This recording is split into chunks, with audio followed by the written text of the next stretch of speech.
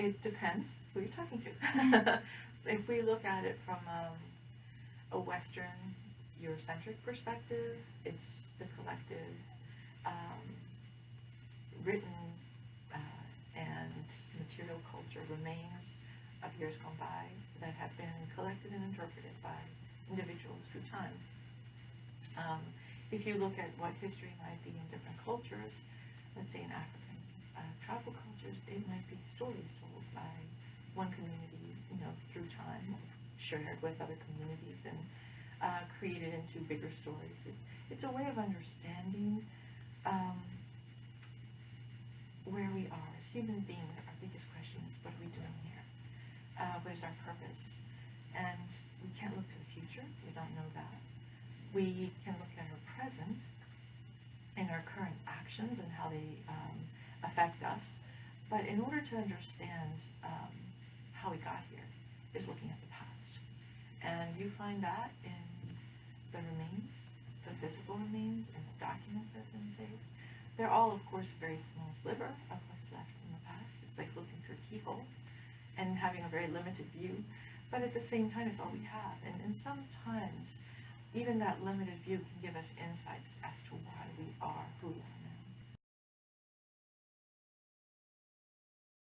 Just based on my experience as a parent, I've seen as early as 3rd or 4th grade the acronym STEM being used and students being encouraged to think along those lines. Again, for many students, including my son, that's a great thing if that's where their inclination lies. For example, I'll get the prospective student and the family, and they're very concerned if my kid studies history, are they ever going to get a job? Shouldn't I make them be an engineer? And I'm like, well, are they going to be very good at engineering? Is that something they like? Is that something that's going to lead to success for them? So that's the first set of questions. And then also, even if our world is increasingly moving in these STEM kinds of directions, aren't there roles for people who aren't necessarily doing the engineering themselves or doing the scientific experience themselves, but helping the rest of us understand it and apply it? So, I see a number of our majors who move into fields you wouldn't expect, like science writing, because again, they've learned how to take in that information and communicate it back to non-specialists. Honors 130 is a different experience than most 100 level classes that are larger and more about lecturing, conveying information. Honors 130 I'm trying to teach as a seminar style class, which has gone both well and badly at various points. I found it didn't go so well in the fall because I had such a hard time getting those students to talk.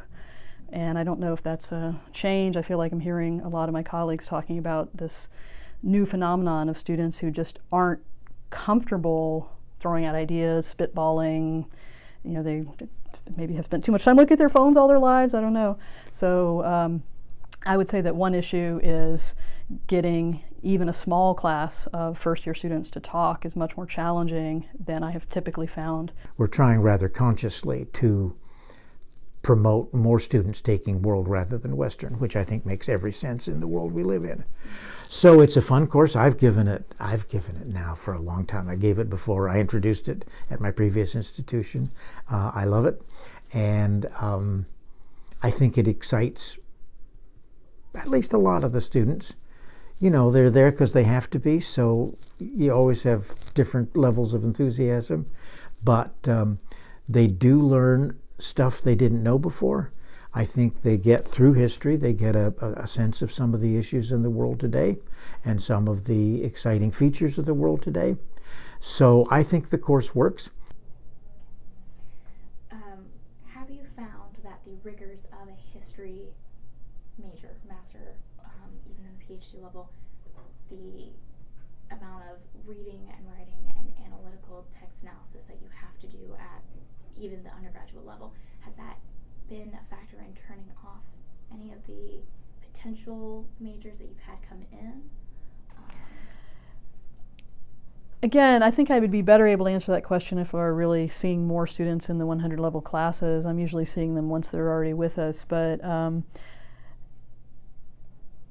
mostly I guess I have that conversation in relation to students I'm advising who will be packing a schedule with 4 or 5 history classes, upper level history classes. I'm like, this is going to be a lot of reading, a lot of work. And mostly my majors, at least, are so passionate about the subject and enjoy reading and are more eager to take classes that are going to have papers versus tests, that I don't think it's, it's too much for them. I think that there may be those students out there who shy away from history because of the workload.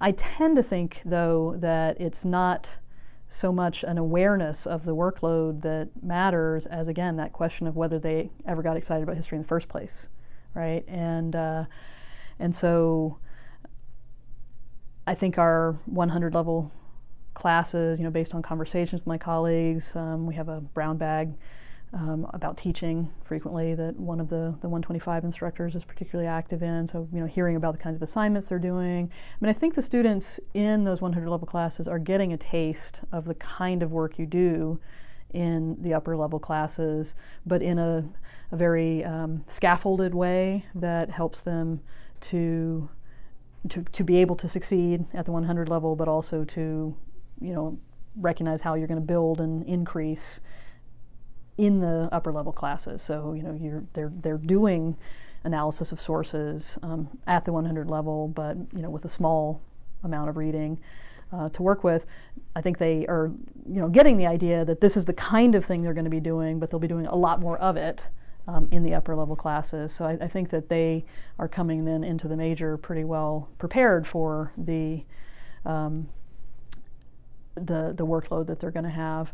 And so, again, maybe there are those students who are turned off by what they're being asked to do in 100 level classes, but I think a lot of them that I see are getting turned on by it. And, history, it's definitely a challenging major. We require 2 research seminars. Again, I try to get students to think of them as sort of bookends, the History 300 to be a sophomore or maybe junior level. We find that students are more, so our data analysis in the department has indicated that students are more successful if they take History 300 early. Some students tend to think that you do 300 in the fall and 499 in the spring of your senior year, and we're like, no, we want this early. So bookending those 2 research courses, it's 2 research courses. They are going to write a 25-page paper by the end of, or even 30 in some of my colleagues' cases, by the end of that capstone course. But mostly I don't see our majors, at least, too concerned about that. They know that we're going to teach them how to do it.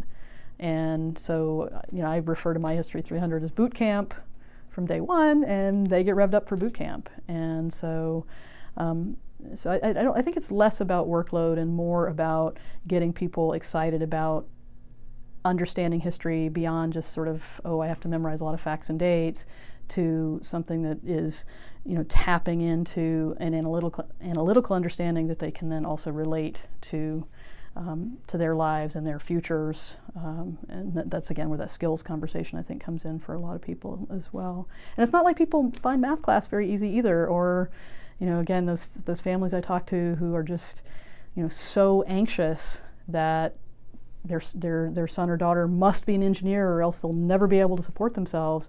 I'm just like, what? Being, trying to fit yourself into some kind of mold that is not you is probably not going to succeed. And so another, cohort of students I see as I sign people up for the major are those who just did not find that chemistry was for them, or biology, or sometimes computer science. Students who felt this heavy pressure to go into some field because they thought it would get them a job, and instead it just made their lives miserable and often their GPAs miserable. And then they come in and they say, what I've always really loved is history. And we take them from there and try to help them find the place where they are going to be more successful and find a happier existence beyond the undergraduate degree. Cool. That's really important. Yeah. So that's all my questions for today. Is there anything that you would like to add or you feel is pertinent? No, we've talked about a lot of things. I think that's probably plenty. So. Awesome. Great. Well, thank you so much Sure. for taking time out of your schedule and chatting with me today about this. And I look forward to seeing where the history program here at Mason goes, both at the undergraduate and graduate level. Yeah. So how much more time do you have with us? Well, since I'm looking at tacking on that certificate, Uh-huh. I will probably be here until about 2020. Okay. So, Great. Well, maybe I'll see. I'm going to be on leave next year, so I may or may not have a grad class in 1920 before you finish up. I hope you do. I'd love to see it. Great. So, Okay. thank you again. Sure. I really appreciate it. Absolutely. My name is Peter Stearns. I'm a university professor in the history department at George Mason University.